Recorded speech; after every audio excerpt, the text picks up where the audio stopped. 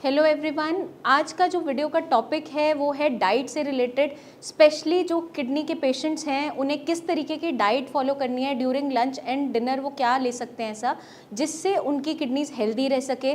Plus अगर आपके creatinine values बढ़ रहे हैं उनको हम इन चेक कैसे रख सकते हैं। आइए डिस्कस करते हैं इसके बारे में। बेसिकली हम लंच के अंदर क्या ले सकते हैं। लंच की जब हम बात करते हैं तो एक प्रॉपर मील जाना बहुत इंपॉर्टेंट है, क्योंकि डे टाइम में अगर आप अच्छे से खाना खाते हैं आपकी बॉडी में एनर्जी भी बनती है, क्योंकि उस टाइम हम फिजिकल एक्टिविटी कर रहे होते हैं ड्यूरिंग द डे। तो आप एक अच्छा हेल्दी लंच ले सकते हैं। लंच के अंदर आप क्या लेंगे, आप रोटी एंड सीजनल वेजिटेबल ले सकते हैं। जितनी भी किडनी फ्रेंडली वेजिटेबल्स है जो प्रीवियसली भी हमने वीडियोस में आपके साथ शेयर किया है, उसका लिंक भी हम अटैच कर देंगे। रोटी के अंदर स्टफ़ करके भी ले सकते हैं। फॉर एग्जांपल विंटर्स में गाजर मूली का इस्तेमाल हम कर सकते हैं। उसको सॉटे करके कुक करके आप रोटी में स्टफ़ कर लीजिए, और जो रोटी आप बनाएंगे उसको तलना नहीं है पराठे की तरह, जस्ट लाइक अ स्टफ्ड रोटी आप खा सकते हैं। जो नॉन डायबिटिक पेशेंट्स हैं वो राइस का यूज़ कर सकते हैं, बट हमें ध्यान क्या रखना है, राइस को डिस्टार्च करके मांड उसका निकाल कर उसके अंदर जितनी किडनी फ्रेंडली वेजिटेबल्स हैं वो सारी इस्तेमाल कर सकते हैं। तो वो अलाउड होता है जो पेशेंट नॉन डायबिटिक है। स्पेशली जो पेशेंट्स डायबिटिक है वो राइस का यूज़ नहीं करेंगे। कुछ लोग ऐसे एरिया से बिलोंग करते हैं जहाँ पे राइस का यूज़ ज़्यादा किया जाता है। फॉर एग्जांपल जैसे हम वेस्ट बंगाल की बात करते हैं या साउथ इंडिया की बात करते हैं, या मेजर सेगमेंट आता है बिहार हो गया, हिमाचल है, उत्तराखंड है, जहाँ पर राइस मेजर डाइट का एक पार्ट रहता है और पेशेंट को बचपन से खाने की हैबिट होती है।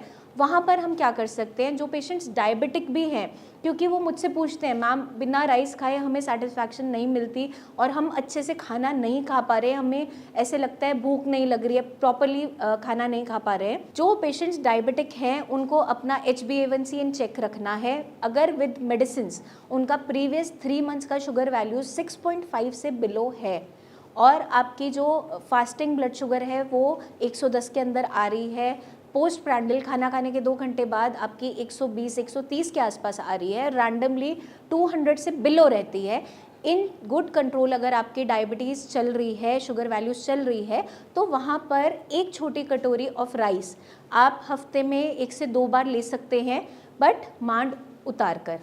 मेजर पोर्शन रहेगा आपके उस मील का, उसमें आप चपाती को भी इंक्लूड करेंगे। तो सोली राइस नहीं खाना, बट पेशेंट की ये क्वेरीज रहती है इसलिए हम डिस्कस कर रहे हैं इसके रिगार्डिंग। और साथ के साथ अब जब हम अगर डिनर की बात करते हैं तो डिनर में भी आपका सेम एज लंच रहता है।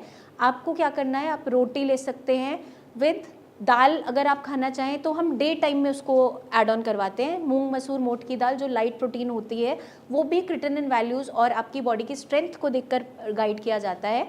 अगर आपके क्रिएटिनिन वैल्यूज़ 4-5 के अराउंड है और आपकी बॉडी में वीकनेस बहुत ज़्यादा आ रही है, बहुत हायर साइड नहीं है क्रिएटिनिन वैल्यूज़, तो हफ्ते में 2 से 3 बार आप मूंग मसूर मोट की पतली पतली दाल बनाकर खा सकते हैं during the day. Night time में हम प्रोटीन बहुत ज़्यादा नहीं देते हैं। रात के समय आप क्या ध्यान रखेंगे, आप रोटी सब्जी भी खा सकते हैं, या फिर जो मॉर्निंग ब्रेकफास्ट ऑप्शंस आपको मैंने प्रीवियस वीडियो के अंदर बताई थी वो हम डिनर में इंक्लूड कर सकते हैं। लाइक आपका उपमा हो गया या सेवइयाँ हो गई, या फिर हम अगर कोई चीला बनाकर खा रहे हैं ये हम नाइट में भी ले सकते हैं, ताकि थोड़ा सा चेंज हो जाए डे के मेन्यू से।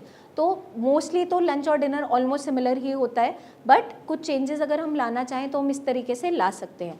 आई होप ये वीडियो आपको मदद करेगी समझने में कि लंच में एक किडनी फेलियर का पेशेंट क्या ले सकता है, डिनर में हमारे पास क्या ऑप्शंस रह जाती हैं। आपको अगर कोई भी डाउट्स है, कुछ भी पूछना है तो आप कमेंट करके पूछ सकते हैं हमसे, या टीम ऑफ डॉक्टर से खुलकर बात भी कर सकते हैं। अपनी डाइट के रिगार्डिंग अगर कोई भी क्वेरीज है तो उसको हम कंप्लीटली इजीली पूछ सकते हैं, माइंड में डाउट्स नहीं रखना है। Eat healthy, stay healthy and take care.